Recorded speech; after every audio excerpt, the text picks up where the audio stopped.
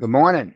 I've got quite a few articles for you this morning concerning the situation over in Israel. Some of them are rather significant, so I will warn of that. Five articles, of course, they'll all be linked in the description and the first comment below. Wow, this is a lot of these developments are not very good. So let's go ahead and jump on to it. Israel to block visas for UN officials. Says Israel has announced it will refuse visa applications from UN officials in retaliation for comments made by the organization's Secretary General Antonio Guterres, who said this week that the attack launched by Hamas on October 7 did not occur in a vacuum. Due to Guterres' remarks, we will refuse to issue visas to UN representatives, Israel's ambassador to the UN, Gilad Erdogan, told Army Radio on Wednesday. We have already refused a visa for Undersecretary General for Humanitarian Affairs, Martin Griffiths. The time has come to teach them a lesson. So that's a pretty significant thing there. Now, I have seen Israel somehow manage to get out of all kinds of stuff, including dealing with the ICC, the International Crimes Court. Um, they seem to be immune from much of everything. So we'll see what happens when it comes to the UN stuff. So moving along here, the next article I have is right here. Erdogan moves to the final phase of the Turkish plan for Gaza. Hamas is not a terrorist organization, but a patriotic organization of liberators. That's the statement here. Uh,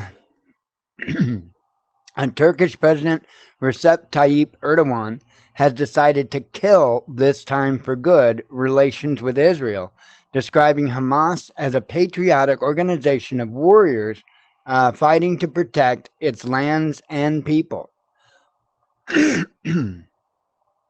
Erdogan is entering the final phase of Turkey's plan to defeat Israel in the upcoming Arab Israeli war in order to sit at the negotiating table and force the establishment of a Palestinian state. There, Turkey intends to be declared a guarantor of country of the new Palestinian state, along with Egypt and perhaps Saudi Arabia.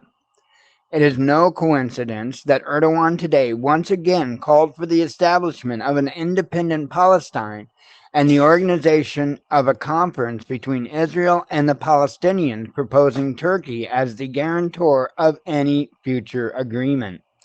He then added that the West is beholden to Israel, not Turkey, while also announcing that he will not visit Israel. So this is very significant, very, very significant. And all we can do is watch and see how this plays out. So, again, I'll put the links to all of these down below. Iran saying, and this is what the show or the video's titled from, Iran saying if necessary, we will hit Haifa with a missile without hesitation, says IRGC deputy chief. Says here, Iran could launch a missile. By the way, it's been like 2 days, I think, since I seen any updates on warnews247.gr. And so four of these five articles are from warnews247.gr. I don't know why it was like a blackout for like 2 days. There was nothing new on their website. Okay, it says here Iran could launch a missile at Haifa's without hesitation, said the deputy chief of the Islamic Revolutionary Guard Corps, Ali Fadawi, raising the possibility of a direct war between the Islamic Republic and Israel. Fadawi, the deputy commander of Iran's Islamic Revolutionary Guard Corps, said that if necessary, and the order is given, Iran would strike the northern Israeli city without hesitation, the Jerusalem Post reported. Fadawi, speaking to Iranian students at University of Tehran, was asked whether Iran intended to take immediate action against Israel. According to the Jerusalem Post, replied, "Some of you young people think that practical action is a direct missile to Haifa. Of course, if necessary, this will be done and will be done without hesitation." He also claimed that the IDF is lying about the dome's successful interception rate, claiming it will be only 30%. America created Israel for its security, and if it feels insecure, it will easily sacrifice it, Fadawi added. That is an absolutely interesting take, and wow, wow, wow, wow, wow. Hey, there's more. Where did Pakistan get the technology? They successfully test fired Ababil nuclear missile with MIRVs with their multiple. Um, I forget the exact wording. It's probably here. I'm gonna screw it up. Here we go. Multiple independently targetable re-entry vehicles. My apologies. I couldn't remember that off the top of my head. So now Pakistan has MIRVs. Okay, let that sink in a little bit. Pakistan has MIRVs, successfully test fired MIRVs. This, like I say, that this is really spiraling up pretty quick, pretty quick, pretty quick. And these are not good developments. Now, this is the last one here. Iran strengthens its air defense. It managed to equip the famous Karrar UAV with Majid air-to-air missiles. So yet again, another notable report. It says, as reported by Iranian news agencies, Tehran has succeeded in developing the new Majid type air-to-air missile, which will be used by the Karrar type unmanned aerial vehicle, a development that will significantly upgrade the IRIAF's capabilities to intercept aerial threats. In particular, the Air Defense Commander of the Iranian Air Force, Brigadier General Alireza Sabai Fard, made statements last Saturday saying that they now have in their arsenal the specially designed air-to-air missile of the Majid type, which can be integrated into the UAV Karrar type to intercept and shoot down enemy targets in the air. So, a new capability for those munitions. I don't think that all of this is just, happenstance. I think that, well, and I've long said that a lot of these technologies these countries have had, they've just been sitting on them. I don't think, word is that Iran has just, one nuclear device and that they're working on and close to achieving two. I don't buy that for a second. I don't buy that for a second. I think that they've had them for a lot longer than what's being told to us. And I think at this time, they're starting to build a stockpile. That's my opinion. I don't have some secret service squirrel or something like that that's, you know, living on the grounds there in Iran. Um, I just have common sense. And I watch very closely this stuff. Hey, I was talking about North Korea having a nuke long before anybody ever said that they had one. Why? I am not naive. I am not naive. So, anywho, uh, just as always, keep prepping, keep aware of what's going on, and keep ready because this stuff can really flip the world upside down in a short order. So I don't say that to fear monger or anything like that. Nothing I report should make you feel that way. All I'm bringing to you is the information. So I don't intend to try to bring it in a way to scare people, to try to convince you to do anything. You know, you do you. I just hope that part of that you doing you is involving getting ready and paying close attention to what's going on, because again,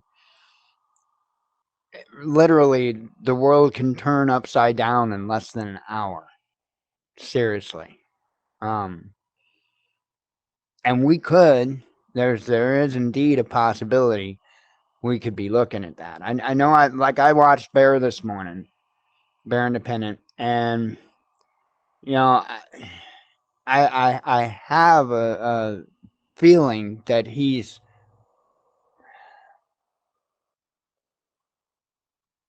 not really willing to look at where we are. It seems to me that he's very hesitant to give in to the fact of where we stand in time. And I get all that he says about all these different points in time in history in which and I don't think he talked about that today, but he talked about it another day. I understand all that stuff. And I get it.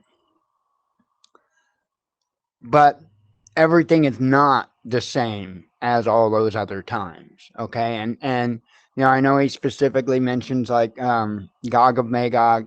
Now, I you know I don't let myself get wrapped up into like any particular certain one. Sure, I watch for Damascus to be wiped off the map, but I don't use that as a placeholder for my action.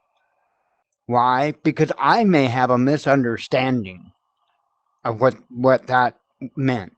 All right, there's a whole lot of parables in there, and we have to be very, very careful not to wrap ourselves around the literal, because you can miss a lot of really important stuff if you do that. If you close your mind away from a certain piece of scripture, meaning anything but this, I would be very careful of that. The big, I think, indicator that the good book tells us is to keep an eye on the sun, the moon, and the stars. We are heading towards a pole shift. That's a scientifically proven fact. We are heading into a pole shift. That's as much sign in the sun and the moon and the stars as we are going to get as a civilization on this planet.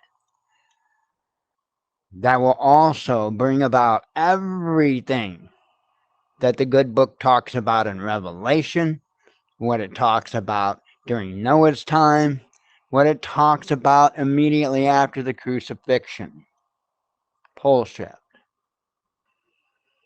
So before we get to pole shift, we got supposedly 7 years of tribulation. And it seems to me that that's the part that Bear leaves out, the tribulation. No, we're not there yet. We're not to the end yet. We got 7 years of hell to go through on this earth before we are there. Now, I will argue that 7 years is about to begin. I feel firm in my faith and my understanding of the word that we are standing at the beginning, the foot of that 7 years. I don't think that the clock started ticking quite yet, but I damn well think that we'll all know when it does. So just keep your eyes peeled. Just keep getting prepared, because it is coming. There's no doubt about that. But the add to cart solutions isn't going to be what saves you. It's not. And if you don't have a good relationship with the Father, it don't really matter what all kind of preps you got. Because in the end, when that quote unquote end does really happen, bullshit, it will be a miracle for those that survive it. Fun times, huh?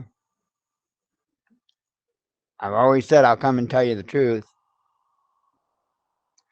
We've got 7 years of nasty to deal with.